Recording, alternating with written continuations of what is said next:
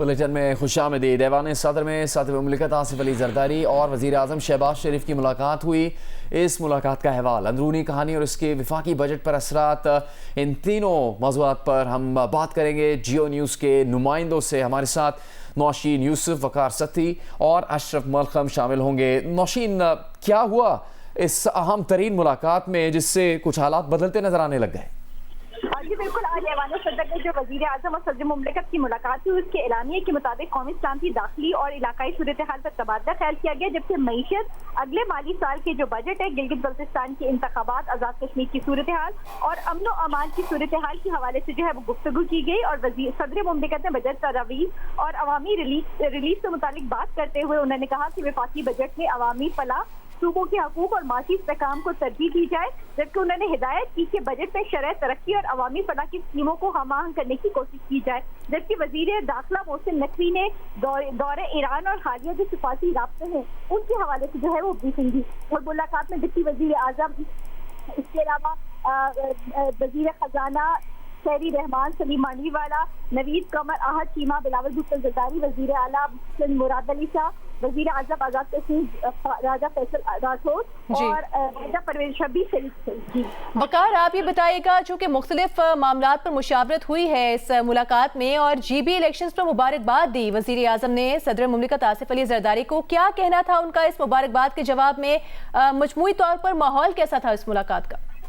دیکھیے، یہ ملاقات جو تھی بجٹ کے حوالے سے تھی، اس میں بہت سارے سٹیک ہولڈرز جو ہے وہ موجود تھے، اور اس میں سے خبر یہ ہے کہ حکومت اور پیپلز پارٹی کا ایک دوسرے کو بیشتر بجٹ تجاویز جو ہے اس کے اوپر اتفاق کر لیا گیا ہے، اور وسائل اور مسائل کو دیکھتے ہوئے دونوں ایک دوسرے کے لیے سپیس دیں گے، یہ بھی طے ہوا ہے۔ جبکہ ذرائع کا یہ کہنا ہے کہ بعض قابل عمل جو نکات ہیں اس کے اوپر جو تکنیکی کمیٹیاں ہیں وہ مشاورت اپنی وہ جاری رکھیں گی۔ اس ملاقات کے دوران وزیر اعظم نے گلگت بلتستان الیکشن میں کامیابی پر پریزیڈنٹ آصف علی زرداری کو مبارکباد دی اور یہ کہا کہ نوجوان بلاول بھٹو نے ہم سے بہتر انتخابی مہم وہ چلائی، جس کے جواب میں آصف علی زرداری کا یہ کہنا تھا کہ آخر بلاول بیٹا کس کا ہے۔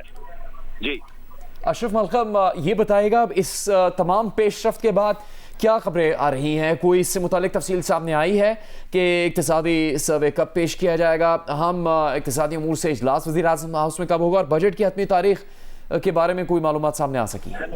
میں کوئکلی ایک تو بتا دوں، بجٹ ایک تو طے ہوگا کہ 10 جون کو بجٹ پیش نہیں آئے گا، بلکہ 10 جون کو NEC قومی اقتصادی کونسل کا اجلاس ہوگا۔ اس کا مطلب ہے کہ 12 تاریخ سے پہلے بجٹ نہیں آ سکتا، جس کا فیصلہ آج رات ہی وزارت خزانہ کرے گی۔ لیکن جو اختلافی امور تھے ان میں جو بڑا مسئلہ تھا کہ مرکز صوبوں سے 1700 ارب روپے اضافی مانگ رہے ہیں، ان کے اپنے شیئر سے جو صوبے دینے سے گریزاں تھے، اس پہ کوئی ٹیکنیکل کمیٹیز بنی ہیں، وہ فیصلہ کریں گی کہ کس طرح ویسے لینے ہیں صوبوں سے۔ لیکن اس پہ اتفاق ہو گیا ہے کہ صوبے مرکز کے ساتھ اتفاق کریں گے۔ اتفاق ویسے ہونا ہی تھا، جو پہلے دن سے طے تھا کہ جتنی مرضی ڈسکشن ہو لیں، جتنا مرضی اس پہ کمیٹیاں بن لیں، آخر جب صدر اصل زرداری کے پاس میٹنگ جائے تو جانا بھی طے تھا ان کے پاس جائے گی، اس میں ساری چیزوں میں اتفاق ہو جائے گا، کیونکہ کوئی بھی سیاسی جماعت یہ فارم نہیں کرتی، نہ پاکستان پیپلز پارٹی نہ نون لیگ کے اس مسئلے پہ دونوں میں اختلاف ہو۔ آج وہ اتفاق ہو گیا ہے۔